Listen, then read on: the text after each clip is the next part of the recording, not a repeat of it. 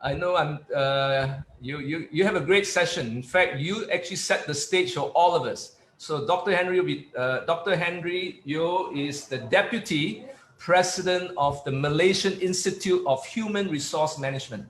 He's also in a panel of the World Congress. If you want to win a HR award internationally, he sits in one of those panels. So be nice to him.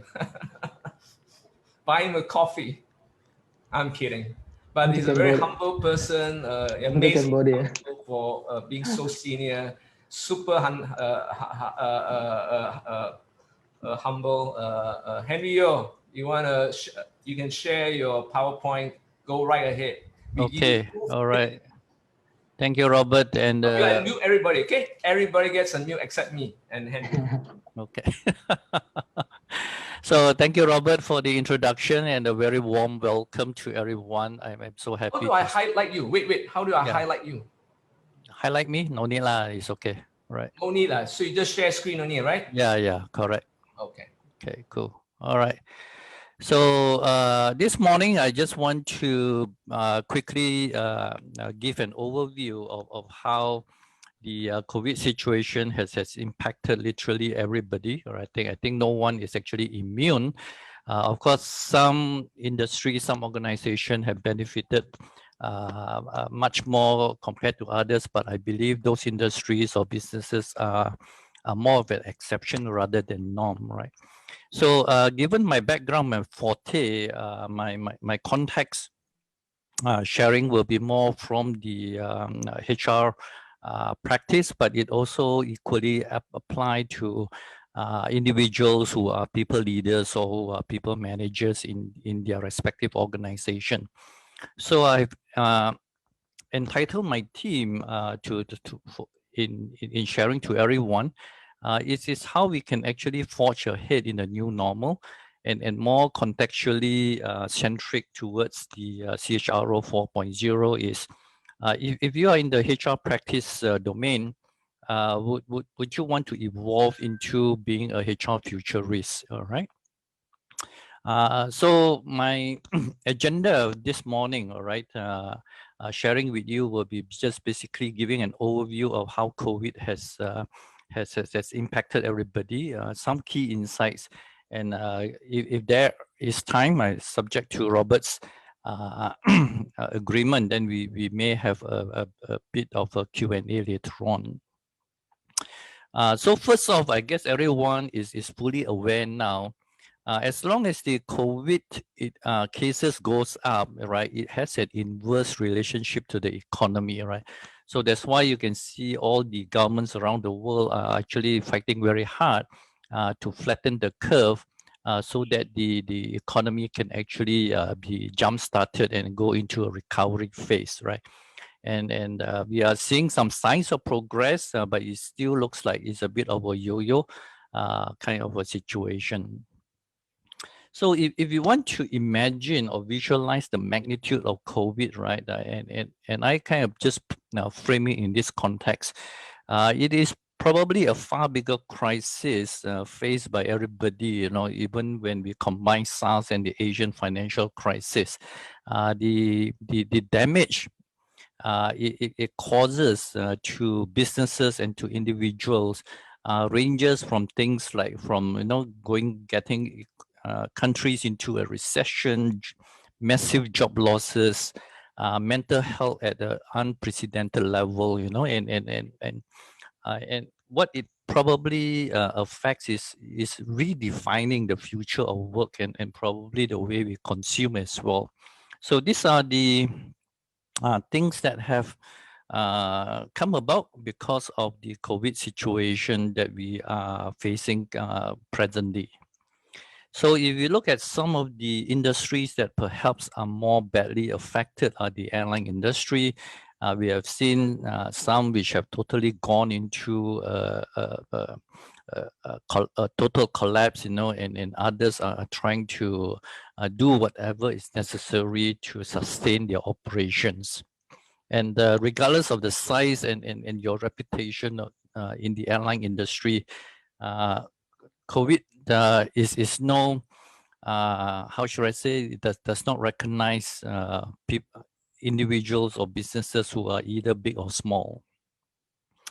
And even for organizations who are once, considered the rich and the powerful, are also at the mercies of the COVID situation and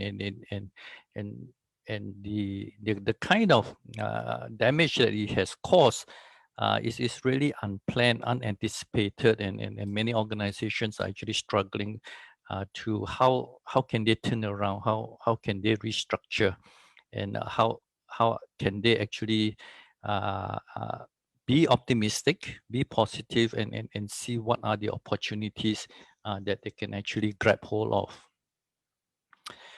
In terms of employment, I think for Malaysia in particular, we have seen one of the highest unemployment rate in the second quarter of this year, 2020.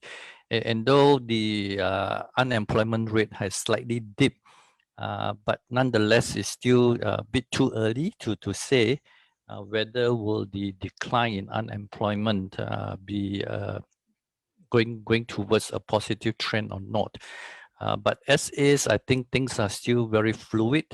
And as long as the restricted control, movement control is still on, and if, let's say, if there's this CMCO gets extended, I think businesses are likely to continue to suffer.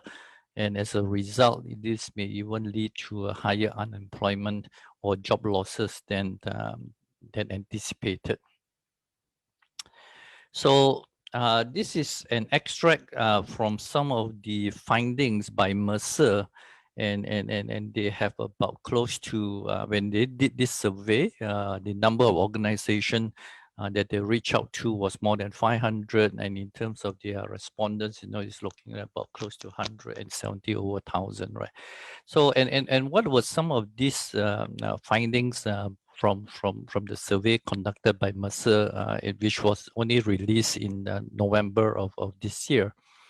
First and foremost, they look at what governments are doing, and particularly in the Malaysian government. We have instituted movement control, the CMCO, the RMCO, and so on. They have put in place active contact tracing using the MySejahtera app. They have launched and introduced quite a fair bit of financial assistance scheme to help, especially the SMEs, to be able to not go into total liquidation or bankruptcy, and regular communications from the respective agencies, particularly from our Ministry of Health. Insofar as organizations, how have they responded to the COVID situation? Remote working or working from home, all of a sudden became the new normal, and this has also caused quite a fair bit of stress and challenges for both the employers as well as the employees. Financial assistance, where companies who are in a better financial position, they strive to offer as much help as possible to their affected employees. And there's also increased communication from the management to the employees, particularly in terms of trying to understand and how to elevate their employees' well-being and also their mental health. And use of technology, of course, have seen a fairly marked increase, even in the smaller organization, which traditionally tends to be a bit more manual and transactional, but they have now realized that they actually need to adopt digital technologies to help their businesses as well as their employees to cope much more efficiently and effectively. And insofar as how has this COVID situation impacted employees, of course, a very high percentage of employees are very concerned about work-life balance, because in reality, working from home seems to have resulted in people working much more longer and work-life balance seems to have gone out of the window. And there's this fear of job security because they are also not sure, right? How long will the situation last, and whether are the employers and the organization able to sustain the business and as a result, getting to keep their jobs, right? So these are real fears of many employees throughout the region, and which cuts or have definitely been one of the more serious financial consequences that many employees have faced in view of the situation that they are currently in. So some of the three key insights which I would like to share with everyone this morning is looking at how, especially from the HR perspective, are they able to partner with their key stakeholders in terms of damage control, put in place a more robust working from home so that their employees especially can be much more ready and efficient and productive even while they may not be physically working in the office. And the third insight will be looking into the performance calibration and what the management especially needs to consider so that the expectation can still be fairly met and satisfied by all parties concerned. So when we look at damage control and assessment, I believe the more senior leaders in the organization, be it HR or from the other business function, must be sensitive to understand the revenue, their profit position in their own respective organization, how, and if let's say their businesses have back order, right? How can they still do their level best to ensure that the back order don't really get too much of a backlog? And I'm sure if you have, especially in the Malaysian context, you have been reading in the news lately, even our post-Malaysia, which is supposedly to be a fairly efficient machinery, got a lot of negative complaints from their customers because they are not receiving their parcels or their consignments on a timely manner. So there's a huge backlog even in organization like Post Malaysia. And then of course the businesses will still need to be able to serve their customers well, and to retain their customers and not lose especially their key customers. And last but not least is talking about the employee safety and mental health. And because if this employees' mental health are not well addressed and shown to be of high importance to the employers, right? The consequences can be far more damaging than actually anticipated. So if we look at what are the possible consequences that employers perhaps may want to be aware of, is that if they say there are elective surgeries that the employees actually will need to undergo before the COVID, these elective surgeries are likely to be, how should I say, to be scheduled once the COVID situation have stabilized. So, and this is something that may have an impact both in terms of your manpower planning as well as on the healthcare system as well. Critical illness may become much more obvious if arising from either the lack of sufficient healthcare and treatment because of the restriction, control movement, and so on. The impact of working from home, we are likely to see employees utilizing EAP programs which are offered by their employers particularly where it comes to mental health issue as well as musculoskeletal disorders, because one thing that we probably have learned and discovered that not all employees working from home have the adequate equipment to really work ergonomically and safely in their respective homes.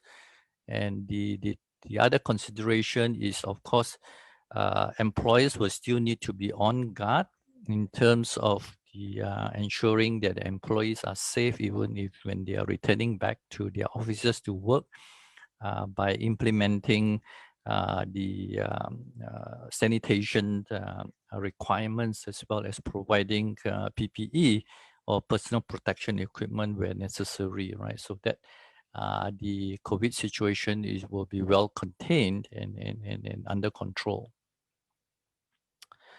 So this is a survey which was done by the STAR, and when they surveyed, the CEOs and business owners, what are their priorities, after MCO.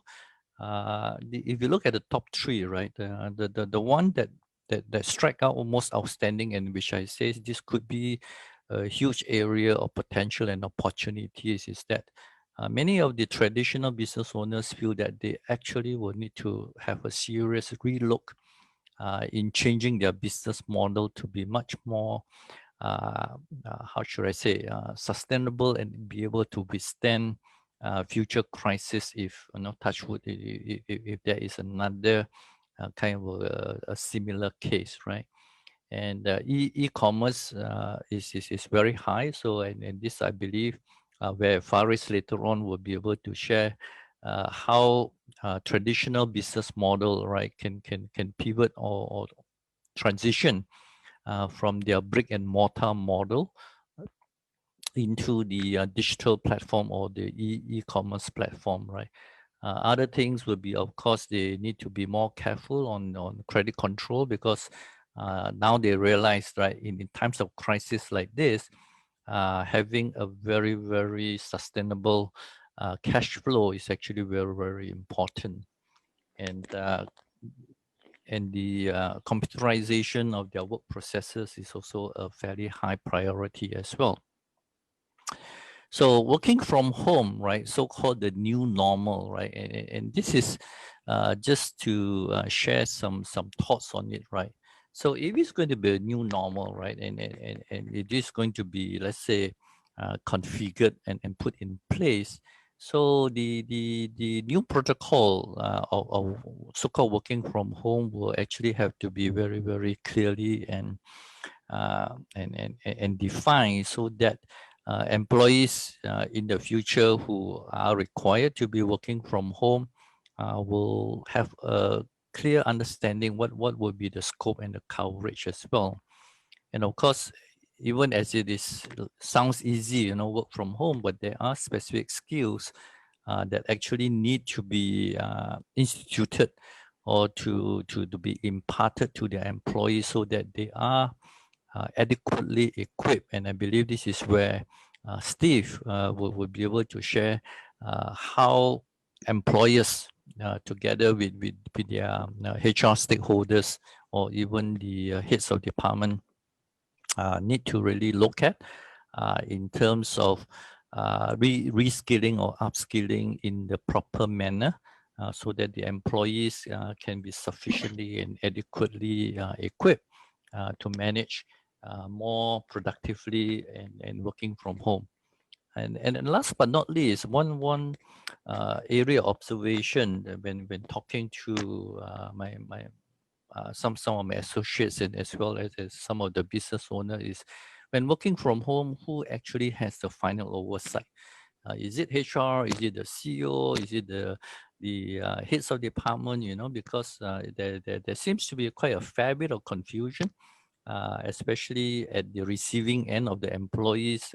In all scenarios possible, they are actually receiving multiple instruction from multiple sources, and this can actually further add on to the stress level of employees if if there is no clarity actually who has oversight in terms of their working from home kind of a routine, right? And where does HR actually comes in, you know, when it comes to working from home, right? So if we look at this data or statistics, right, one can definitely come to the conclusion, right, prior to COVID situation, of course, the traditional methodology of working is still at an office or at a physical location, but that has definitely shifted and projecting towards the future. It looks like working from home or remote working is likely going to be fairly permanent, right? And if this is going to be so, right, how can both the employees, you know, their managers, you know, and HR, for example, work out something that is sustainable, that is doable, you know, and without a lot of changes. And this will give employees that certain degree of certainty when it comes to working from home, and not to be overwhelmed with constant communication with regard to changes and so on, right? So, and of course, you know, as earlier mentioned, you know, while working from home initially may seems to be something, a very welcome thing, a very look forward change, you know, of work lifestyle by many employees. But 8 months into working from home, many people realize that it is not as pleasant as it rightly should be, right? Because you know that people are falling ill or incurring or health condition such as body ache, disrupted sleep patterns, you know, and a few more others, right? So all these symptoms are starting to appear, especially from employees who have been kind of pushed into the working from home without much preparation, as well as also in terms of skills and knowledge how to work effectively in terms of remote working. And an area of really grave concern to many people, right, including employers as well as governmental agencies, is the rapid increase in terms of mental health issue, and they are also recording spikes in suicide or attempted suicide. Though, you know, sadly, you know, there's a tragic case of a success of a suicide that actually took place due to a pilot losing his job with an airline. So these are potential consequences or consequences that the employers, the more caring employers, will actually need to keep a constant lookout for.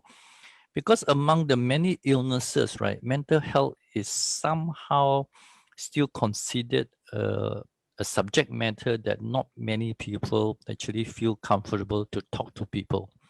I mean, people are fairly okay, you know, to talk about their diabetic condition, their hypertension condition, their cholesterol level, and so on and so forth. But when it comes to mental health, it seems to be a subject matter that is really not easy for anyone to openly confide in people, because there's still this very bias stigma, you know, attached to mental health issue, and therefore people who are in a more senior leadership position needs to understand this and be more vigilant and sensitive to observe if there's any change of behavior in their employees. So and from the statistics here, you know, the mental health is not only confined to Asian countries. You look at some of the statistics, even in very developed and advanced economies like the US and Canada, mental health is actually quite high, in terms of what they are experiencing as well. So here again, it's just not only confined to developing countries, advanced economies which supposedly to have very sophisticated support system are still very vulnerable to mental health issues, right? And therefore, one of the training that I feel is important is for, especially for managers and leaders in organization, to be adequately equipped to handle mental health kind of issues as well, that are likely to occur from their employees. So some of the consideration working from home would be perhaps there need to be a better clarity, a better framework in terms of hours of work per week, and whether the benefits can be reconfigured so that those who are required to work from home will be able to receive some kind of subsidy, because definitely when they are at home, they tend to incur a higher usage in terms of their electricity, their broadband, and then we all know, right, that when we have poor internet connectivity, working from home can actually be very frustrating and very disrupting as well. And for those employees who may not have that kind of in that very good financial position to buy new equipment, to buy more the modern devices, the employer should perhaps look into either supplying or grant some kind of a loan or equipment loan scheme so that their employees can have access to better equipment, all right? And then when it comes to monitoring of performance and productivity, there's this question of should managers be micromanaging or should they be micro monitoring? Which one works for them, right? And last but not least, I would say data security and cybersecurity is actually very important because in many of the cybersecurity conferences and seminars that I've attended, many employees especially are not really literate about the need of data security or cybersecurity when actually working from home.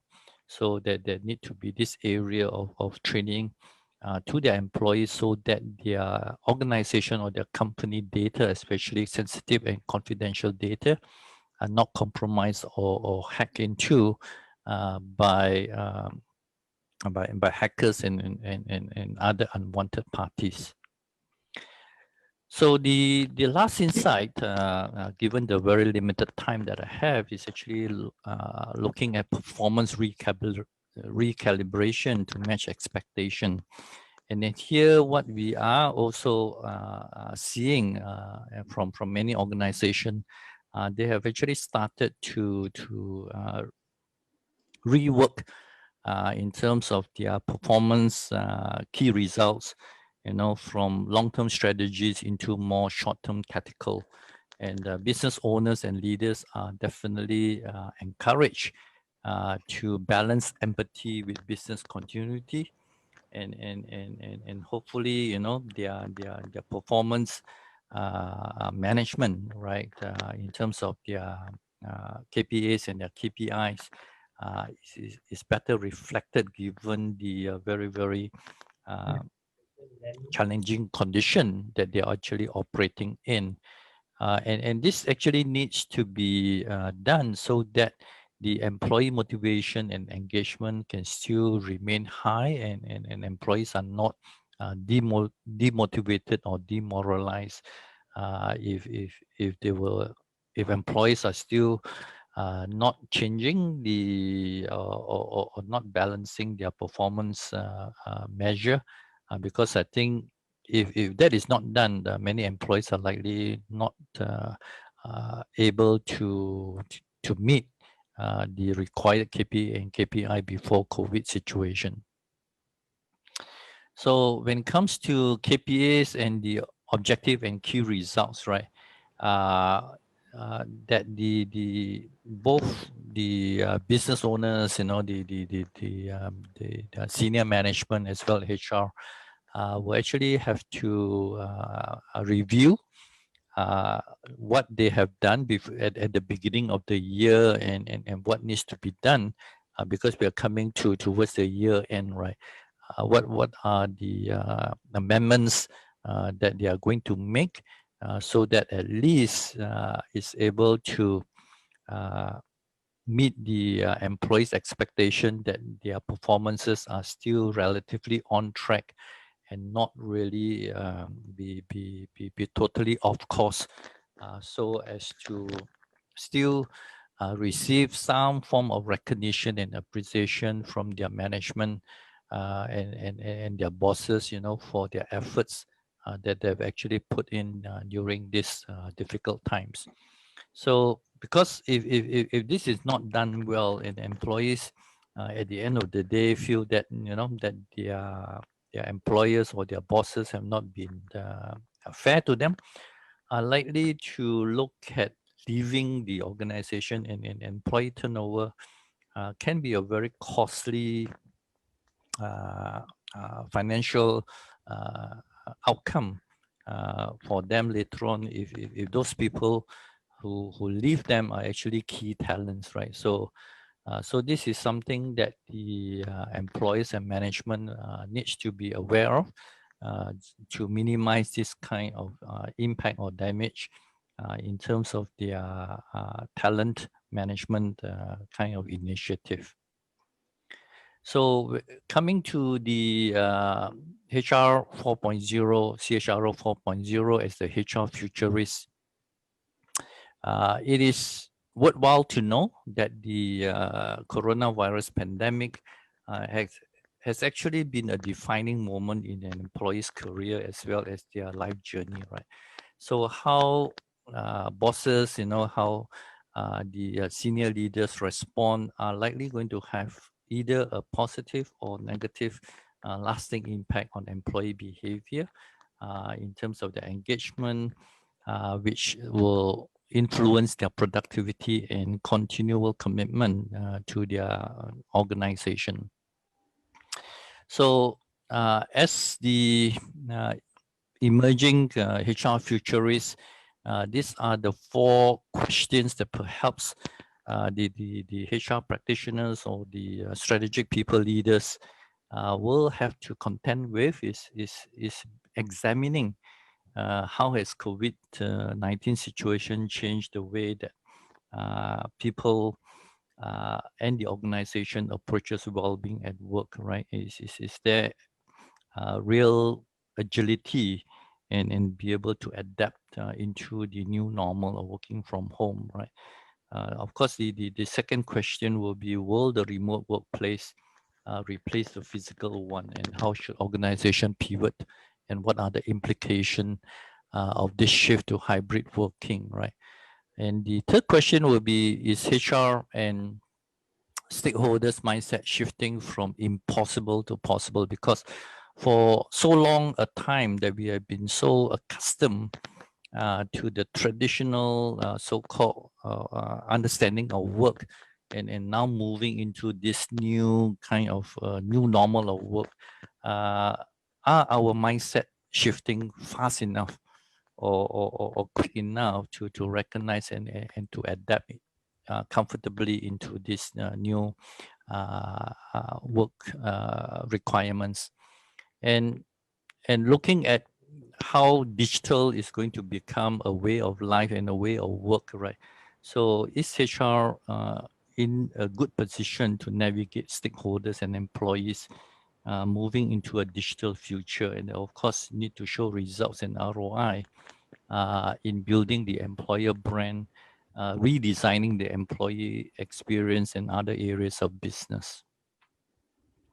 So the agenda for HR today and beyond have definitely expanded beyond the traditional scope, right?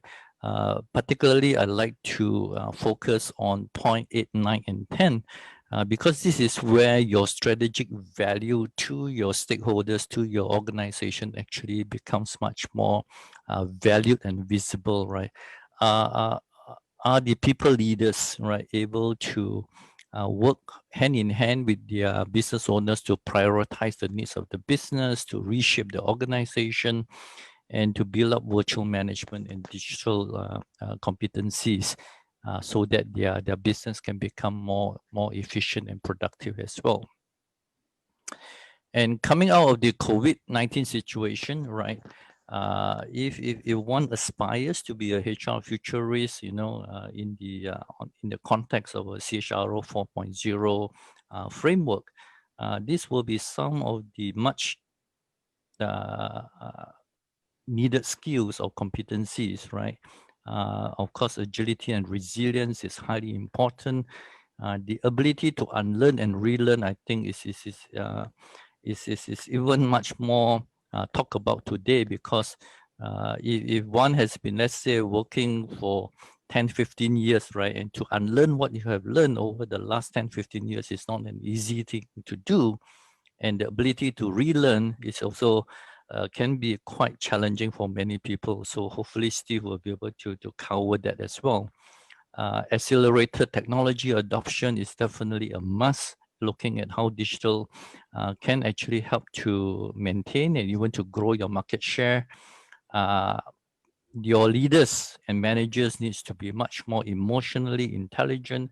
Are you now looking at boosting your EQ leadership compared to IQ? If one has to be from the traditional model that we tend to look at IQ rather than EQ, but the shift is now moving towards EQ and perhaps even CQ, or what I call the cultural intelligence as well.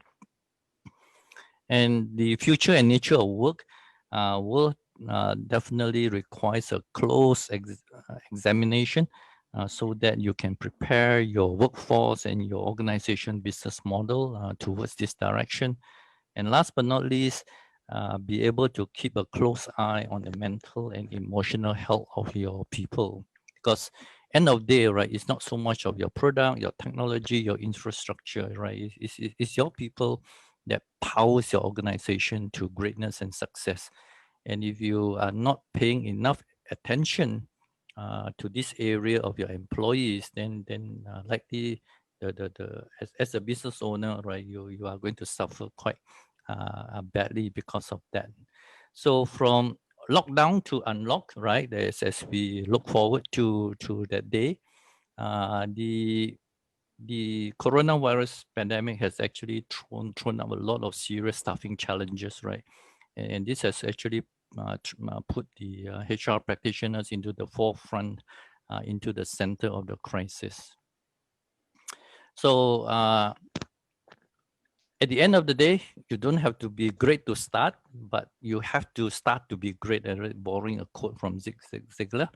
So especially those who are in the people leadership position, this is your time to shine, and how you are able to prepare yourself to adapt yourself and your organization for the post-COVID-19 reality will definitely give you an upper advantage or a competitive advantage over others as well.